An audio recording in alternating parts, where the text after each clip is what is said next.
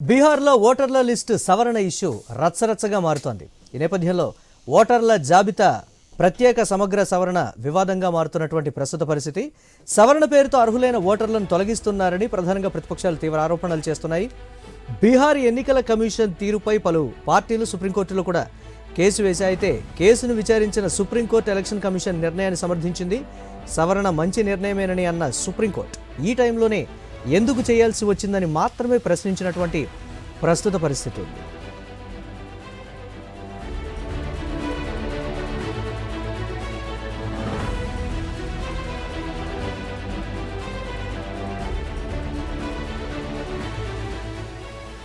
ఇప్పటికే బీహార్లో సమగ్ర సవరణలో భాగంగా నిర్వహించిన సర్వేలో పలు సంచలన విషయాలు బయటకొచ్చాయి. ఓటర్ లిస్టులో బంగ్లాదేశ్, నేపాల్, మయన్మార్ దేశస్తులు ఉన్నట్లు గుర్తించింది. దీంతో ప్రతిపక్షాలకు చెక్ పెట్టినట్లయింది. ప్రతిపక్షాలకు సుప్రీంకోర్టులో కూడా షాక్ తగలడంతో ఎన్నికల సంఘం దూకుడు పెంచింది. ఇక నుంచి దేశవ్యాప్తంగా ఓటర్ లిస్టులో ప్రత్యేక సమగ్ర సవరణ చేపట్టాలని ఎన్నికల కమిషన్ ఓ నిర్ణయానికి వచ్చింది. ఇప్పటికే బీహార్లో వచ్చిన ఫలితాలను క్రోడీకరించుకొని వచ్చే నెలలో దేశవ్యాప్తంగా సమగ్ర ఓటర్ల లిస్టు సవరణ చేపట్టాలని చూస్తోంది. దేశంలోని చాలా వరకు రాష్ట్రాలు 2002 నుంచి 2004 మధ్యకాలంలో ఓటరు జాబితాల సమగ్ర సవరణ చేపట్టాయి. ఆ తర్వాత సవరణ లిస్టు ప్రకారం ఓటర్ల సంఖ్యను బయటపెట్టేశారు. దేశ రాజధాని ఢిల్లీలో చివరిసారి 2008లో సవరణ చేపట్టింది.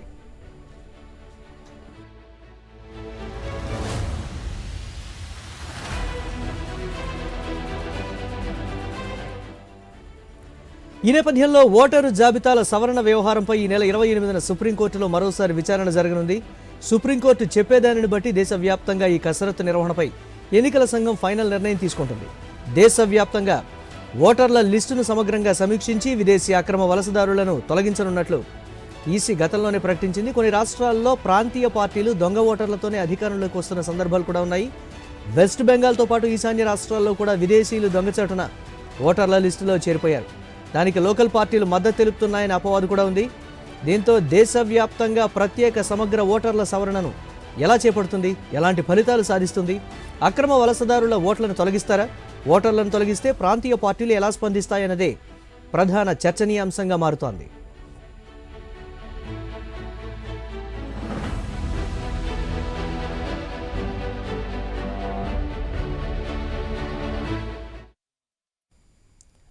బీహార్ తరహాలోనే దేశవ్యాప్తంగా సమగ్ర ఓటర్ల సవరణ గాని చేపడితే ఎలాంటి పరిణామాలు ఉంటాయి? ఇప్పటికే ఆయా పార్టీలు చెప్తున్నటువంటి మాట ఇదే సాకుగా చూసుకొని మా పార్టీకి సంబంధించినటువంటి ఓటర్లను కూడా తొలగిస్తున్నటువంటి ప్రస్తుత పరిస్థితి ఉందని రకరకాలుగా కూడా గగ్గోలు పెడుతున్నటువంటి పరిస్థితి. ఒకవేళ బీహార్ తరహాలోనే దేశవ్యాప్తంగా అటువంటి కార్యక్రమాన్ని చేపడితే మాత్రం ఎటువంటి పరిణామాలు ఉంటాయి? ఇదే అంశానికి సంబంధించి మనతో మాట్లాడటానికి మన్నెం కోటేశ్వరరావు గారు అండ్ బండారు రామ్మోహన్ రావు గారు రాజకీయ విశ్లేషకులు ఇద్దరు లైవ్లో ఉన్నారు. ముందుగా కోటేశ్వరరావు గారు నమస్తే.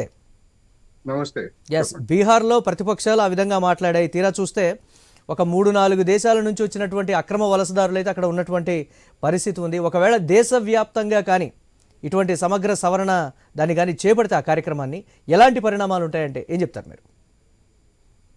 ఇప్పుడు మీడియాలో వచ్చిన వార్తలు లేదా ఎన్నికల కమిషన్ అధికారులు చెప్పినట్టుగా విదేశీయులు ఉన్నారు అని మనం నిర్ధారించడానికి లేదు అనేది నా అభిప్రాయం. ఎందుకు అంటే అది ఇంకా ఆ ప్రక్రియ పూర్తి కాలేదు. పూర్తి కాకముందే వాళ్ళు ఇట్లా ఉన్నారు అని చెప్పగానే మనం అదే నిజం అనుకొని ఇంకేముంది అనే పద్ధతుల్లో మాట్లాడుకోవడం అది సరైనది కాదనేది నా అభిప్రాయం. సరే, ఒకటి ఇప్పుడు సమస్య ఏంటంటే ఢిల్లీలో ఈ మధ్య జరిగినటువంటి కొన్ని ఉదంతాలను చూసినప్పుడు బెంగాలీ ముస్లిమ్స్ ని పట్టుకొని మీరంతా బంగ్లాదేశ్ వాళ్లే, మీ పౌరసత్వానికి సంబంధించినటువంటి రుజువులు చూపించాలని చెప్పేసి పోలీసులు అక్కడ తనిఖీలు చేసి వేధించినటువంటి ఉదంతాలు జరిగాయి. అంతేకాదు గతంలో కూడా బెంగాలీ ముస్లిమ్స్ ని పట్టుకొని మీరు బంగ్లాదేశ్ వాళ్ళు ఎందుకు అంటే మీరు బెంగాలీ మాట్లాడుతున్నారు అనేటువంటి హర్యానాలో కూడా వేధించినటువంటి ఉదంతాలు మనం చూసాం. అందుకని బీహార్లో అయినా లేదా మరొక రాష్ట్రంలో అయినా కానీ వలస వెళ్ళినటువంటి వాళ్ళు కావచ్చు, లేదా ముస్లిమ్స్ గా ఉన్నటువంటి వాళ్ళు మాట్లాడే బెంగాలీ భాష కావచ్చు, ఏదైనా కానీ వాళ్ళు మాట్లాడే భాషను బట్టి పౌరసత్వాన్ని నిర్ణయించడం అనేటువంటిది ఒకటి. రెండోది, అసలు ఈసీకి పౌరసత్వాన్ని నిర్ణయించేటువంటి అధికారం ఎక్కడ ఉంది? ఎన్నికల జాబితాలని సక్రమంగా నిర్వహించమని చెప్ప పౌరసత్వాన్ని నిరూపించుకోవాలి మీరు అని చెప్పేసి ఎన్నికల కమిషన్ అడగటానికి దానికి ఏం రైట్ ఉంది అనేది సమస్య. అందుకని ఇది వివాదం కోర్టుకు వెళ్ళినప్పుడు ఈ గుర్తింపు కార్డులు గతంలో ఎన్నికల కమిషనే జారీ చేసినటువంటి గుర్తింపు కార్డులు, అదేవిధంగా ఆధార్ కార్డులను మీరు ఐడిగా ఎందుకు పరిగణించకూడదని చెప్పేసి సుప్రీంకోర్టు ప్రశ్నించింది. మరి ఇదే ఎన్నికల కమిషన్ తానిచ్చినటువంటి గుర్తింపు కార్డులను ఇప్పుడు అవి చెల్లవు, వేరే మీరు ఆధారాలు చూపించాలని చెప్పేసి అడిగితే ఆ ఎన్నికల కమిషన్కు ఉన్నటువంటి క్రెడిబిలిటీ ఏమిటి? ఎవరిచ్చినట్టు మరి? గతంలో పార్టీలు ఇచ్చినట్టు కాదు కదా ఆ విధమైనటువంటి ఐడెంటిఫికేషన్. అందుకని ఇవన్నీ కూడా చట్టపరమైనటువంటి, దీని వెనకాల పెద్ద కుట్ర ఉన్నది. ఆ కుట్రని దాన్ని ఇంప్లిమెంట్ చేయడానికి దొడ్డిదారిన ఎన్నికల కమిషన్ ద్వారా బీజేపీ దాన్ని ముందుకు తీసుకొచ్చినంటే స్పష్టం. అయినా సుప్రీంకోర్టులో ఆ వివాదానికి ఫుల్ స్టాప్ పడలేదు. ఎందుకంటే రాజ్యాంగబద్ధంగా ఉన్నటువంటి రైట్ ని సుప్రీంకోర్టు సమర్థించింది. అంటే కాంగ్రెస్ పార్టీ ఆరోపిస్తున్న ఆరోపణలు నిజమేనంటారా? మీరు అన్నట్లుగా భారతీయ జనతా పార్టీ కాంగ్రెస్ పార్టీ అనేది వదిలేయండి, కాంగ్రెస్ పార్టీ కాదు అని అన్ని పార్టీలు, అన్ని ప్రతిపక్ష పార్టీలు, బీహార్ లో ఉన్నటువంటి అన్ని ప్రతిపక్ష పార్టీలు చెప్పాయి కదా. ఇన్ని లక్షల మంది ఎక్కడి నుంచి వస్తారు, ఆకస్మికంగా ఎక్కడి నుంచి పుట్టుకొస్తారు అనేది కదా ప్రశ్న. అందుకని గుర్తింపు కార్డుల్ని సిటిజన్షిప్ మనకి ఇచ్చారా అండి? ఎవరన్నా మీ దగ్గర ఉందా సిటిజన్, మీరు ఇండియన్ సిటిజన్ అనేటువంటి గుర్తింపు కార్డు మీ దగ్గర ఉంది? నా దగ్గర అయితే లేదు, నాకు ఎవరు ఇవ్వలేదు, నన్ను అప్లై చేసుకోమని కూడా ఎవరు అడగలేదు. సిటిజన్షిప్ కార్డులో ఇప్పటికిప్పుడు వన్ ఫైన్ మార్నింగ్ మీరు సిటిజన్షిప్ అని నిరూపించుకోమంటే ఎవరైనా ఎట్లా నిరూపించుకోగలరు? రేపు మొత్తం దేశం అంతటా చేపడతాం అంటున్నారు. సిటిజన్షిప్ కార్డులు ఇవ్వండి, ఇస్తేనే మీకు ఓటు హక్కు ఇస్తామని చెప్పేసి అంటారు. సాధ్యమవుతుందా ఇవాళ ఉన్నటువంటి దేశంలో ఉన్నటువంటి పరిస్థితులు? అందుకని దీని వెనకాల ఉన్నటువంటి దురుద్దేశాన్ని మనం అర్థం చేసుకోవాలి. సుప్రీంకోర్టు మరి ఆ హక్కు ఉన్నదని చెప్తున్నటువంటి సుప్రీంకోర్టే గుర్తింపు కార్డులకు వీటిని ఎందుకు పరిగణలోకి తీసుకోరని చెప్పేసి ప్రశ్నించింది. దాని మీద ఫైనల్ నిర్ణయం రాకముందే అబ్బాయి ఇది కాదు, బీహారే కాదు, మేము దేశం అంతటా చేయబోతున్నాం అని చెప్పేసి చెప్పింది. ఎందుకని బీహార్ లో చేసినటువంటి తప్పిదాన్ని సరిదిద్దుకోవడానికి, లేదా మాకు ఎలాంటి దురుద్దేశాలు లేవు, మేము దేశం అంతటా చేయడానికి చెప్పుకోవడానికి ఈ విధమైనటువంటి కార్యక్రమాన్ని చేశారు. మరి నిజంగా అటువంటిదే కనుక ఉండేట్లయితే మరి ముందే అనౌన్స్ చేయొచ్చు కదా ఎన్నికల కమిషన్. ఇప్పుడు ఎందుకు బీహార్ రచ్చ అయిన తర్వాత, సుప్రీంకోర్టుకి ఎక్కిన తర్వాత దేశం అంతా చేస్తామని చెప్పడం ఏంటి? అందుకని దీని వెనకాల ఉన్నటువంటి నాటకం ఏంటో జనానికి అర్థమవుతా ఉంది. దాని పరిణామాలు, పర్యవసానాలు ఎట్లా ఉంటాయి అనేటువంటిది మనం ఇప్పుడు చెప్పాలి. చూడాలి. ఇదే అంశానికి సంబంధించి బండారు రామ్మోహన్ రావు గారు, రాజకీయ విశ్లేషకులు, వారు కూడా ఉన్నారు. రామ్మోహన్ రావు గారు నమస్తే. ఓటర్ల లిస్టు సవరణ అనే మాట వచ్చిన ప్రతిసారి కూడా ఒక రాజకీయ విధి విధానాలు కావచ్చు, ఏదో ఒక ఎజెండా తోటి ఇదంతా జరుగుతోంది అనేటువంటి ఒక మాట ప్రధానంగా కొన్ని పార్టీలు కుట్రపూరితంగా చేసి వాళ్ళ అధికారంలోకి రావడానికి ఇదే అదునుగా మా పార్టీ ఓట్లని తీసేసేటువంటి ప్రయత్నాలు కావచ్చు, లేకపోతే తరతర ఉద్దేశం సదుద్దేశం అయినప్పటికీ కూడా అంతర్లీనంగా ఏదో ఉంది, ఏదో జరగబోతోంది అనేటువంటి ఒక మాట. ఏం చెప్తారు మీరు? జెన్యూన్ ఓటర్ ఎప్పుడు నష్టపోవద్దనే దానిలో కోటేశ్వరరావు గారితో పూర్తిగా ఏకీభవిస్తున్నాను. కొంచెం నాకు ఈ సవరణ ఎందుకు జరుగుతుంది, ఈ సవరణ ఏంటిది, మామూలు సవరణ ఏంటి, సమ్మరీ రివిజన్ వేరు, ఇవాళ బీహార్ లో జరుగుతుంది వేరు రివిజన్.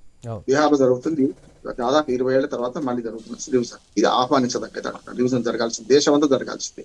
సుప్రీంకోర్టు కూడా ఏమన్నదంటే మీరు రివిజన్ చేయడానికి పౌరసత్వం అడగడానికి మీకు వీలు లేదు, మీకు హక్కే లేదన్నది. అది కూడా చెప్పింది సుప్రీంకోర్టు. చెప్పుకుంటే ఏమన్నదంటే ఇది సమయ సందర్భంగా మీరు చేయడానికి అన్నది, అంతే, ఇంకోటి ఏమనలేదు. ఇది చేయడానికి పూర్తిగా హక్కు ఉన్నది అన్నది, హక్కు ఉందని నేను కూడా అంటున్నాను. 99లో మేము ఒక రాష్ట్ర వ్యాప్తంగా, రంగరాజన్ గవర్నర్ ఉన్నప్పుడు 97 నుంచి 99 దాకా రాష్ట్ర వ్యాప్తంగా ఇంక్లూడింగ్ గుంటూరులో కూడా చేసినాం. మేము ప్రతి ఒక నియోజకవర్గం, జిల్లాలో ఒక నియోజకవర్గం చూసి ఓటర్ లిస్ట్ లో తప్పుల తాడకని మేము బయట పెట్టాం, పెద్ద నివేదిక ఇచ్చాం. దానిలో ఏంటంటే హైదరాబాద్ లో అయితే 30 నుంచి 35% తప్పుడు, అంటే ఓటర్లు దొంగ ఓటర్లు, లేకపోతే లేరు బినామీ ఓటర్లు, లేకపోతే డబుల్ డ్యూయల్ ఓటర్స్ ఉన్నారు అని తెలుసు. అఫీషియల్ రిపోర్ట్ ఇప్పటికి కూడా ఉంది.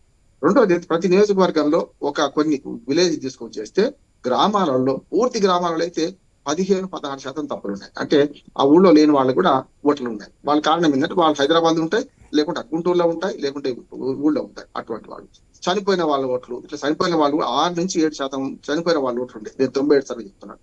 అట్లానే పట్టణాలకు వచ్చే వరకల్లా ఆ శాతం పెరిగింది. అంటే గ్రామాలలో దొంగ ఓట్లు కానీ డబుల్ ఓటర్స్ కానీ తక్కువ ఉంటే పట్టణాలకు వచ్చి ఎక్కువ ఉన్నారు. చివరికి హైదరాబాద్ దాటికి వచ్చే 30-40% దాకా పూర్తిగా ఓటర్లు ఉన్నాయని తెలియజేసినాం. అప్పుడు సరిగ్గా సమరీ రివిజన్ చేసింది దేశవ్యాప్తంగా, మన రాష్ట్రంలో జరిగింది. దానివల్ల ఏమైందంటే చనిపోయిన వారి ఓటర్లు చాలా వరకు తీసేసే ప్రయత్నం జరిగింది. ఇవాటికి కూడా ఆ ప్రయత్నం చేస్తూనే ఉన్నాం, మొన్న కూడా చేసినాం మేమంటున్నాం. ఇది చేసే క్రమం తప్పు కాదు. స్వచ్ఛంద సంస్థలు కానీ లేకపోతే పౌర సమాజం కానీ స్పందించాలి. ఈ కార్డుల గురించి మాట్లాడుతున్నారు కోటేశ్వరరావు గారు. కార్డుల గురించి నేను కొన్ని వాస్తవాలు చెప్తాను కోటేశ్వరరావు కూడా. నాకు ప్రజ్ఞాపూర్లో మా ఊళ్ళో కార్డు ఉన్నది. నేనేం చేసిన, హైదరాబాద్ షిఫ్ట్ అయినా. ఉదయం రెంట్కు తీసుకొని ఉన్నా. అందుకని మీరు ఎలక్షన్ కమిషన్ ఇచ్చే కార్డు మొత్తం జీవితాంతం పనికొచ్చే కార్డు కాదండి. నేను చంద్రబస్తులు రెంట్కున్నాను. అక్కడ ఏం చేసిన, ఇక్కడ నాకు ఓటు తీసేసుకొని అక్కడ తీసుకున్నాను. కానీ ఆ కార్డు ప్రజ్ఞాపూర్ మొదటిది ఉన్నది. అక్కడ తీసుకున్నాక అక్కడ ఒక కార్డు వచ్చింది. అక్కడ 4-5 ఏళ్ళు అక్కడ ఉన్న రెంట్కు అక్కడే ఓటు వేసినాం. తర్వాత అక్కడి నుంచి ఏం చేసిన, నేను హర్ష కూడా ఇల్లు కొనుక్కున్నాను. అక్కడ కూడా ఏం చేసిన, ఆ తీసేయండి చెప్పి దరఖాస్తు పెట్టి ఇది పెట్టి అది అక్కడ ఉంది ఇక్కడ ఉంది. నేను చెప్తాను 2 ఓట్లు నాకు ఉండే అప్పుడు. అది తీసేయండి అయ్యా అంటే ఇక్కడ కొత్తగా చేర్చిండ్రు, అది తీసేయాలి. ఇప్పుడు 2 ఓట్లు నేను చేసిన, నా ఇంటి దగ్గర నోట్ వేసిన. 2 ఏదానికి వీళ్ళే కదా ఒకే ఎలక్షన్ లో. ఇప్పుడు నాకు 3 సార్లు ఏం చేసిన, అక్కడి నుంచి ఇప్పుడు మా ఊరికి మారినా. మా ఊరికి మారి కూడా 8 ఏళ్ళు అయింది. నేనేం చేసిన, తీసేసుకుని ఇక్కడ చేసుకున్నా. ఇప్పుడు నాకు 4 కార్డు ఉన్నాయి. ప్రజ్ఞాపూర్ మొదటి కార్డు, ప్రజ్ఞాపూర్ 2వ కార్డు ఇప్పుడు వాడుతున్నది, 3వ చిత్తల బస్ది, 4వది అక్కడ ఉన్నది. తప్పు నాది కాదు. ఎలక్షన్ కమిషన్ తీసేయకపోతే తప్పు వాళ్ళదే. హైదరాబాద్ లో ఓటింగ్ ఎంత తక్కువ అవుతుంది మురళి గారు, ఇది దీని వల్ల వచ్చింది. ఏదైనా ఒక దగ్గర వాడుకుంటే ఏం కాదు. హైదరాబాద్ లో మల్టిపుల్ ఓటింగ్ గురించి గతంలో కూడా ప్రధానంగా చర్చ జరిగినటువంటి పరిస్థితి ఉన్నప్పటికీ కూడా మరి ఎందుకు దాని మీద గట్టిగా చర్యలు కావచ్చు, లేకపోతే ఎందుకు కసరత్తు చేయలేదనే విమర్శలు చెప్తాను. ఓటర్ కార్డు అనేది ప్రామాణికం కాదు. ఏది ఎలక్షన్ కమిషన్ ఇచ్చే ఎపిక్ కార్డు అంటాం, ఎపిక్ కార్డు ప్రామాణికం కాదు. వాళ్ళు ఎక్కడ ఉంటే అక్కడే. ఇంకోటి జనాభా లెక్కలు కాదు. ఒకసారి చేస్తే మీకు సిటిజన్ కార్డు ఇచ్చినట్టు కాదు. ఇవి ఓటర్ లిస్ట్ ప్రతి వారు మారుతారు. ఇంట్లో కిరాయికుండా వెళ్ళిపోతారు, అక్కడ మారుతారు, ఆ లొకేషన్ మారుతుంది. వాళ్ళు ఎక్కడ ఉంటారు అక్కడ పోవాలి, అంతే కదా. కాకపోతే ఈ ప్రక్రియను ఫామ్ నెంబర్ 6, 7, 8 ఒక గంట పడితే వివరించాలంటే ఇవన్నీ ఉన్నాయి మన పద్ధతులు. కానీ పేదలు ఈ పాపం పేదల ఓట్లు లేకపోతే ఉంచుకుంటున్నారు, ఎక్కడ ఉంటే అక్కడ చేర్చుకుంటున్నారు, అక్కడ ఉంటున్నారు. ఎందుకంటే రాజకీయ పార్టీ కూడా పేదల ఓట్ల కోసం ఆధారపడ్డాయి కనుక పేదల ఓట్లు. మధ్యతరగతి వాళ్ళకి సమస్య వస్తుంది. మనలాంటి వాళ్ళే ఇక్కడ ఉందా, అక్కడ ఉందా, 2 ఉన్నాయా, 3 ఉన్నాయా, నా కార్డు ఉంది కనుక ఎందుకు ఓటు ఏనిస్తలేరు, ఇది మాట్లాడుతున్నాం మనం. కార్డు ఉంటే ఓటు హక్కు లేదు. కార్డు ఎక్కడ ఉన్నాయి, నాకు 4 కార్డులు ఉన్నాయి. నేను చివరిగా ఏది వాడుకుంటా అదే ఉంటుంది, లేకపోతే అది తీసేస్తారు అక్కడికి. కనుక నేను ఇవాళ ప్రజ్ఞాపూర్ కార్డుతో వాడుకుంటున్నాను. ఒకటి అంటే కార్డు ప్రామాణికం కాదు. సుప్రీంకోర్టు మొన్న మంచి తీర్పు ఏం చెప్పిందంటే, తీర్పు ఒక వ్యాఖ్యలు ఏం చేసిందంటే, దీనికి 16 రకాల కార్డు ఉన్నాయి కదా, ఏదో గుర్తింపు కార్డు తీసుకోండి, ఓటర్ లిస్ట్ లో పేరు తీసేకండి. ఆధార్ కార్డు వాళ్ళకు, లేకుంటే ఏదైనా వాళ్ళ కంపెనీలు పనిచేస్తున్న కార్డు, కానీ ఏదైనా ఒక ఎంప్లాయీ అయితే ఎంప్లాయ్మెంట్ కార్డు, ఏవైనా సరే ఒక 5-6 కార్డులు ఉన్నాయి కదా, దీన్ని ఉపయోగించుకోవడం స్పష్టంగా చెప్పింది. వీళ్ళు పౌరసత్వం కార్డు ఎవరికి లేదు, మీకు లేదు, నాకు లేదు, కోటేశ్వరరావు గారికి కూడా లేదు. దాన్ని అడుగుతలే ఎవరు కూడా. అడిగితే తప్పు అనుకుంటూ ఈ సమయం ఎందుకు చేస్తున్నారు, ఎలక్షన్ బీహార్ లో వచ్చే ముందని. అవును, ఎలక్షన్ రూల్స్ ప్రకారం ఆర్పీ యాక్ట్ చదువుకుంటే ఆర్పీ యాక్ట్ లో స్పష్టంగా ఉన్నది. ఎన్నికల కన్నా ముందు 6 నెలలు కాదు, ఎన్నికలకు నామినేషన్ విత్డ్రా దాకా మనం చేరొచ్చు, ఓటర్ లిస్ట్ లో చేరుస్తారు. స్పెషల్ రివిజన్ ఉన్నది, చేర్చొచ్చు. ఇవాళ అది కూడా పోయింది. గతంలో సంవత్సరానికి ఒకసారి జనవరి 1 నాటికి 18 ఏళ్ళు నిండితేనే చేద్దామని, జనవరి 2 నాడు పుట్టిండు ఒకడు, అక్కడే నిండది. అప్పుడు సంవత్సరం దాకా వేడి చేయాల్సిందే గతంలో. ఇప్పుడు అట్లా లేదు. గతంలో సమ్మర్ రివిజన్ 3 నెలలకోసారి ఎప్పుడైనా జరగచ్చు అన్నాడు. ఇప్పుడు అది కాదు, ప్రతిరోజు జరుగుతుంది. 24 గంటలు 365 ఆఫీస్ టైం నుంచి ఆఫీసు, లేకపోతే మనం ఇంట్లో కూర్చొని ఆన్లైన్ లో చేసుకోవచ్చు. ఇంత వెసులుబాటు వచ్చినాక ఇంకా పాత పద్ధతులు పట్టుకొని నాకు కార్డు ఉంది కనుక నా ఓటేయన్న అంటే మొత్తం ప్రక్షాళన. అదే ఇప్పుడు వస్తున్నటువంటి చర్చ ఏంటి అని అంటే, ఈ విధంగా పరిస్థితులు ఉన్నప్పుడు ఇంకా పాత పద్ధతిలోనే వెళ్తే ప్రక్షాళన జరగాలి కదా. టెక్నికల్ గా ఇంత అప్డేట్ అవుతున్న ప్రస్తుత పరిస్థితుల్లో కూడా ఎందుకు అలా జరుగుతుంది అనేది మాట్లాడదాం ఒకసారి. ఒక్కటే మాట ఎందుకు చేయాలంటున్నాను, పశ్చిమ బెంగాల్ విడిపోయింది. గత బెంగాల్ విభజన చూసినాం కదా. బంగ్లాదేశ్ లో వాళ్ళు మన పశ్చిమ బెంగాల్లో సేమ్ రూపురేఖలన్నీ ఒక తీరు ఉంటాయి. ఈశాన్య భారతదేశంలో కూడా కొన్ని రూపురేఖలు ఒక తీరు ఉంటాయి. కాకపోతే పైన నేపాల్ పైన పోతున్న అస్సాం పోయిన, అరుణాచల్ ప్రదేశ్ పోయినా, మిజోరాం పోయినా ఆ మంత్ర రూపురేఖలు వేరే ఉంటాయి. పంజాబ్ కూడా విడిపోయింది మనకు. పంజాబ్ లో పాకిస్తాన్ లో ఉన్న పంజాబీలు కూడా మరి మనలాగే భాష మాట్లాడతారు. పంజాబీ భాష 2 దేశాల్లో మాట్లాడుతున్నారు, 2 దేశాల్లో బెంగాలీ భాష మాట్లాడుతున్నారు. కోటేశ్వరరావు గారు కీలకమైంది ఏంటంటే, ఢిల్లీలో ఉన్న బెంగాలీ భాష మాట్లాడుతున్న వాళ్ళని అవమానిస్తున్నారు, వీళ్ళు తప్పు అంటున్నారు. బెంగాలీ భాష మాట్లాడితే మన ఇండియన్స్ కాదని ఎట్లా అంటారు, వాళ్ళకి ఏం హక్కున్నది. కనుక ఒక బీహార్ లో కాదు, ఇప్పుడు రెండోది మంచి పని చేస్తుంది అంటే, దేశవ్యాప్తంగా మొత్తం పూర్తి రివిజన్ చేయాలి. దాని వల్ల ఏమైంది, 2 లాభాలు సార్. ఒకటే మాట చెప్పి 2 లాభాలు. ఒకటేమో పొద్దున రివిజన్ చేసి డ్యూయల్ ఓటర్స్ పోతారు. అన్నిటికంటే ముఖ్యం, సుప్రీంకోర్టు అంగీకరిస్తలేదు కానీ ఆధార్ కార్డు లింక్ చేయండి అంటున్నారు. లింక్ చేస్తే బండారు రామ్మోహన్ రావు అని కొట్టగానే నాకు దేశంలో ఎక్కడ ఓటున్నా ఒకటే ఉంచుకుంటావా తీసేస్తావా నన్ను నోటీస్ అది రావాలి. అవును, ఎస్ మాట్లాడదాం. Yes right. కదా? అవును కరెక్ట్. ఎస్ మాట్లాడదాం దానికి సంబంధించి. రైట్. కోటేశ్వరరావు గారు, ప్రతిసారి కూడా అంశం తెర మీదకి వచ్చినప్పుడు రాజకీయ రంగు పులుముకుంటోంది అనేటువంటి రకరకాల విమర్శలు, మొన్న భారత్ పాకిస్తాన్ మధ్య ఉద్రిక్తతల నేపథ్యంలో ఎవరెవరు ఎక్కడెక్కడ ఉన్నారు అనేటువంటి దానికి చూసినప్పుడు డిఫరెంట్గా ఉండేటువంటి పౌరసత్వాలు కూడా మనం చూసినటువంటి సిచ్యువేషన్ ఉంది. ఎస్, వాళ్ళకి ఇక్కడ ఓటర్లో భార్యాభర్తల్లో ఒకళ్ళకి ఇక్కడ ఓటు హక్కు ఉంది, మిగతా వారికి పక్క దేశాల్లో ఓటు హక్కు ఉన్నటువంటి ప్రస్తుత పరిస్థితి ఉంది. వాళ్ళ నేషనాలిటీ ఏంటి, ఇవన్నీ కూడా ఒకంత డిఫరెంట్గా చర్చకు వచ్చినటువంటి సిచ్యువేషన్. వీటికి పోల్చి చూడొచ్చు అంటారా మనం వీటిని? ఇప్పుడు రాజకీయం చేయటం అనేటువంటి దాన్ని వాస్తవం, అది రాజకీయం చేయటం వాస్తవం. ఉదాహరణకి బంగ్లాదేశ్ లో జరిగినటువంటి పరిణామాల్లో 71 లో జరిగినటువంటి అక్కడ జరిగిన పరిణామాల్లో అనేక మంది హిందువులు లేదా ముస్లింస్ అందరూ భారతదేశానికి వలసదారులుగా వచ్చారు.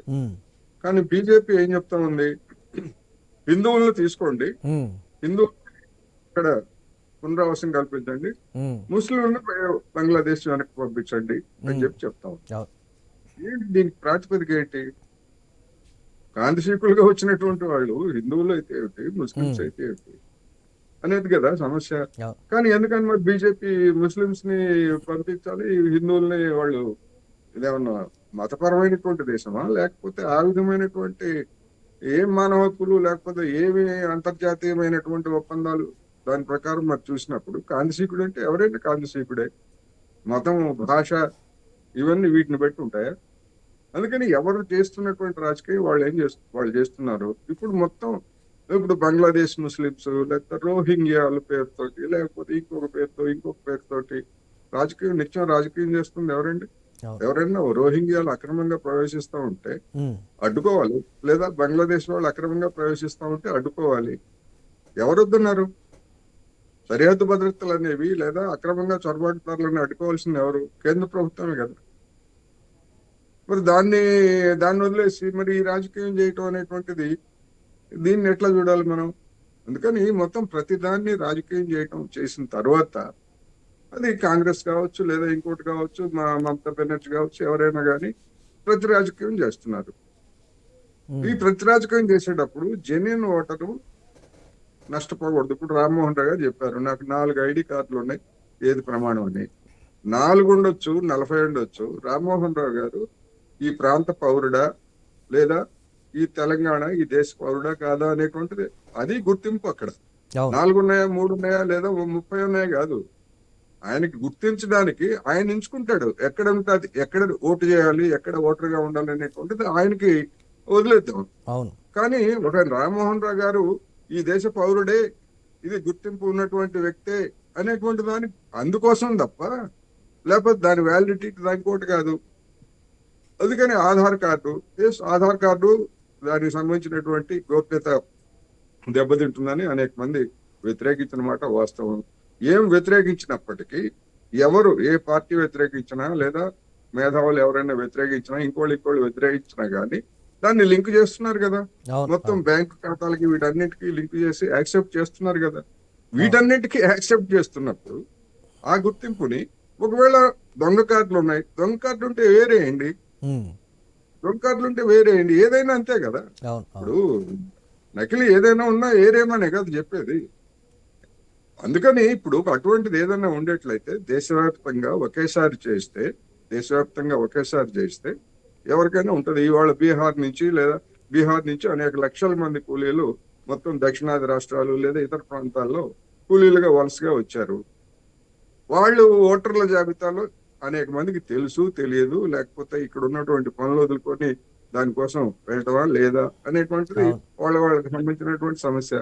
వాళ్ళు అక్కడ లేకపోయేట్లయితే ఇక మీరు ఓటర్లే కాదు, మీకు గుర్తింపే లేదని తర్వాత మళ్ళా వీళ్ళు ఏ కారణంతో ఇప్పుడు రామ్మోహన్ రావు గారు వాళ్ళ ఊరు వెళ్ళారు, వచ్చారు, మళ్ళీ వెళ్ళారు. అంటే ఒక చోట నమోదైనప్పుడు ఇంకొక చోటది ఆటోమేటిక్ గా డిలీట్ అవ్వాలి అనేది కూడా ఒక టెక్నికల్ గా ఒక రీజన్ ఎప్పటి నుంచో చర్చకు వస్తున్నటువంటి అది ఎవరి సమస్య? అది ఎన్నికల కమిషన్ సమస్య లేదా మన దగ్గర ఉన్నటువంటి సాంకేతిక పరిజ్ఞాన సమస్య.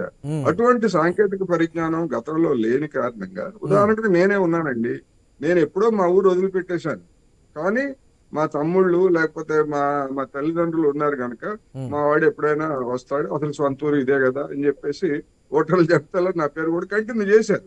ఓకే. చేసినా గానీ నేను విజయవాడ, గుంటూరు, హైదరాబాదు ఇక్కడ ఓటర్ కార్డు నమోదై ఇక్కడే వేసుకున్నాను. నేను 2 ఓట్లు ఎప్పుడు వేయలేదు చెప్తున్నా. అదే విధంగా ఇప్పుడు ఇక్కడ హైదరాబాద్ లో ఉన్నటువంటి సమస్య ఏంటి? కోస్తా జిల్లాల నుంచి అనేక మంది వలస కార్మికులు ఇక్కడ లక్షలాది మంది ఉన్నారు. ఆ లక్షలాది మంది ఉన్నటువంటి వాళ్ళకి అక్కడ కూడా ఓటర్లు ఉన్నాయి, ఇక్కడ కూడా ఓటర్లు ఉన్నాయి. అందుకని ముఖ్యంగా స్థానిక సంస్థలకు జరిగినప్పుడు లేకపోతే కీలకమైనటువంటి అసెంబ్లీ నియోజకవర్గాల్లో ఇక్కడి నుంచి జనాన్ని తీసుకెళ్లడం, బస్సుల్లో తీసుకెళ్లడం మనందరికీ తెలిసినటువంటిది. అందుకని ఈ సమస్యలు లేవని అంటలేదు, లేకపోతే ఓటర్ల జాబితా మొత్తం సమగ్రంగా ఉందని అంటలేదు. దానికి అవసరమైనటువంటి ఇతర పద్ధతులు ఉన్నాయి. గుర్తించి జెన్యూన్ గా ఉండేటువంటి వాళ్ళకి అన్యాయం జరగకూడదు అనేదే సమస్య. ఇప్పుడు అక్కడ బీహార్ లో కూడా సీమాంచల్ అనేటువంటి ప్రాంతంలో ముస్లిం ఓటర్లు అంతా ఎక్కువ, ముస్లిం జనాభా ఎక్కువగా ఉంది కనుక అక్కడికి వచ్చినటువంటి వాళ్ళందరూ కూడా విదేశీయులే అనేటువంటిది ఎప్పటి నుంచో బీజేపీ చేస్తున్నటువంటి ఒక అటువంటి అనుమానాలు, అపోహలకి తెరదించాలనేటువంటి ఉద్దేశంతో మేము అన్ని చేస్తున్నామని ఈసీ చెప్తోంది. బట్ చూడాలి దాని రిజల్ట్ ఎలా ఉంటుంది ఏంటి అని. అన్ని చేయొచ్చు కానీ ఏం చేస్తున్నారు ఇప్పుడు అధికార యంత్రాంగం? అదే ఇప్పుడు ఉన్నటువంటి ప్రశ్న. ప్రతిదీ కూడా ఓటర్లకు అదే దేశ ప్రజలకి, ఓటర్లకు ఒక క్లారిటీ ఇచ్చి ఇదంతా కూడా ఈ కార్యక్రమం అంతా కూడా చేపడితే బాగుండేది అనేటువంటి విమర్శలు కూడా ఉన్నాయి. మాట్లాడదాం. ఎస్ రామ్మోహన్ రావు గారు, ఫైనల్ గా ఏం చేస్తే ఓటర్లలో ఉన్నటువంటి అనుమానాలు కావచ్చు, రాజకీయ పార్టీలు ప్రజల్లోకి చొప్పిస్తున్నటువంటి కొన్ని అంశాలు, వాటికి సంబంధించి క్లియర్ కట్ గా క్లారిటీ ఇచ్చి అసలు ఉద్దేశం ఇది అనే ఒక వ్యూహంతో ముందుకు వెళ్తే బాగుండేది అనేటువంటి కొన్ని విమర్శలు ఏం చేస్తే బాగుంటుంది అంటారు? అసలు దేశవ్యాప్తంగా ఈ రివిజన్ కావాల్సిందే, పూర్తిగా నిగ్గుదేయాల్సిందే. నెంబర్ 1 4 కార్డులు ఎపిక్ కార్డు సార్. గుర్తింపు కార్డు అని అడ్వకేట్ గా బార్ కౌన్సిల్ ఇచ్చింది ఉన్నది, ఆధార్ కార్డు ఉన్నది, ఇవన్నీ ఉన్నాయి. కానీ నేను ఎపిక్ కార్డు 4 ఉన్నాయి. ఆ 4లో అక్కడ తీసేయచ్చు. నేను కాకపోతే ఈ కార్డు వాడుకుంటా అంటే ఫైనల్ గా ఓటర్ లిస్ట్ లో పేరు ఉంటే మనకు వస్తుంది సార్. ఎగ్జాంపుల్ లో నాకు కార్డు ఉంది అనుకోండి, ఓటర్ లిస్ట్ లో పేరు లేకపోతే నా కార్డు ఎందుకు పనికి రాదంటున్నాను. అందుకని 2 చోట్ల 3 చోట్ల ఓటర్లు ఉన్నారంటే కారణం ఏంటంటే సాంకేతికంగా సరిగ్గా ఎలక్షన్ కమిషన్ పనిచేస్తలేదు అన్నట్టు తీసేయాలి. నేనైతే ఫామ్ నెంబర్ 7 లో నేను స్పష్టంగా చెప్పి 6 లో చేర్చుకుంటూ అది తీసేయండి, డిలీట్ చేయమని పెట్టినా. కానీ అక్కడ ఉంది, ఇక్కడ ఉంది. చాలా సార్లు నాకు హైదరాబాద్ అప్సిగూడ ఉంది, ఇప్పుడు ఓటు ఇక్కడ ఉంది. ఏం చేయాలి నేను? చాలా మంది ఏం చేస్తున్నారు, ఇప్పుడు పెద్ద ప్రమాదం ఉన్నది. 2 రాష్ట్రాలు, మన తెలుగు రాష్ట్రాలు చూస్తే 2 రాష్ట్రాలు అయినాయి కదా. ఇప్పుడు ఇక్కడ ఓటేసి అక్కడ ఓటేస్తే ఎట్లా? చింతల్ బస్తీలో నేను ఉన్నప్పుడైతే 4 బస్సులు సార్, 4 బస్సులు ఎల్లుండి ఓటింగ్ అంటే ఎట్టికి పోయినట్టు ఉంటుంది, చుట్టాలు చూసి వచ్చినట్టు అని తీసుకపోయి ఓటు ఎంచుకొని వచ్చేవాళ్ళు. ఇప్పుడు 2 రాష్ట్రాలు అయినాక కూడా మొన్నటి దాకా చంద్రబాబు నాయుడు గారు ఓటు ఎక్కడ హైదరాబాద్ లో ఉంది. 2014లో పోటీ చేసినప్పుడు అది ఉమ్మడి రాష్ట్రంలో జరిగిన ఎన్నికలు కనుక అప్పుడు వేసుకున్నాడు. తర్వాత కుప్పంలో మొన్న వేసుకున్నాడు. అంతకుముందు దాకా మనకు హైదరాబాద్, విజయవాడ ఉంది ఆయన ఓటు. జగన్మోహన్ రెడ్డి ఓటు అట్లాగే ఉన్నది. చాలా మంది ఆంధ్రప్రాంత నాయకులు అందరూ ఓట్లు ఇక్కడ ఉన్నాయి, మన ప్రజలకు ఓట్లు ఇక్కడ ఉన్నాయి. ఇవి తీయాలంటే ఆధార్ కార్డు లింక్ చేయాలి, ఒకే రాష్ట్రంలో ఉండాలి, 2 రాష్ట్రాలు ఉండడానికి 2 చోట్ల ఉండడానికి వీల్లేదు. దానికి పరిష్కారం ఇవాళ ఎలక్షన్ కమిషన్ చేస్తున్న ప్రయత్నం ఓటర్ లిస్టులు పూర్తిగా పారదర్శకంగా ఉండాలనేటువంటి ఒక మాట అయితే వినిపిస్తోంది. చూద్దాం ఎలా ఉండబోతోంది ఏంటి. ఈసీ నిజంగా ఒకవేళ అటువంటి కార్యక్రమాన్ని కానీ చేపడితే దేశవ్యాప్తంగా బీహార్లో ఉన్నటువంటి రిజల్టే ఉంటుందా, లేకపోతే ఒక్కొక్క రాష్ట్రంలో ఒక్కొక్క రకమైనటువంటి రాజకీయ విధానాలు, రాజకీయ విమర్శలు, ఓటర్ లిస్టులో ఇటువంటి ప్రక్షాళన జరిగిందనేటువంటి రకరకాల కేసుల రూపంలో కూడా మళ్ళీ సుప్రీంకోర్టు తలుపు తడతారా అనేటువంటి రకరకాల ఊహాగానాలు అయితే వెలువడుతున్నాయి. థ్యాంక్ యూ కోటేశ్వరరావు గారు అండ్ రామ్మోహన్ రావు గారు డిబేట్లో పార్టిసిపేట్ చేసినందుకు. ఇవి ఇప్పటివరకు updates. Keep watching I news.